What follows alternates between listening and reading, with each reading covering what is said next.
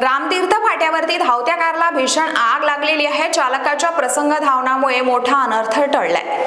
दर्यापूर तालुक्यातील रामतीर्थ फाट्याजवळ दिनांक 14 डिसेंबर रोजी सायंकाळी 7:30 वाजेच्या सुमारास एका धावत्या चारचाकी गाडीला अचानक भीषण आग लागल्याची धक्कादायक घटना घडली आहे। सुदैवाने वाहन चालकाने तात्काळ गाडीतून उडी घेतल्याने मोठा अनर्थ टळलाय। मात्र या आगीमध्ये कार पूर्णपणे जळून खाक झाल्याची माहिती मिळते आहे आणि शॉर्ट सर्किटमुळे ही आग लागली असंही माहिती पडतंय। मिळालेल्या माहितीनुसार सदर चारचाकी वाहन अकोला जिल्ह्यातील कापसी येथील आहे। वाहन चालक हे अकोला येथून दर्यापूर तालुक्यातील जैनपूर येथे आपल्या नातेवाईकांकडे जात होते। रामतीर्थ फाट्याजवळ आले असता गाडीमध्ये शॉर्ट सर्किट झाल्याने अचानक आग लागली आणि पाहता पाहता आगीने रौद्र रूप धारण केल्याचंही पाहायला मिळालं। चालकाच्या सतर्कतेमुळे प्राण वाचल्याची माहिती आहे। कारला आग लागल्याने लक्षात येतात चालकाने प्रसंग धावताना राखत वेळीच गाडीबाहेर धाव घेतली।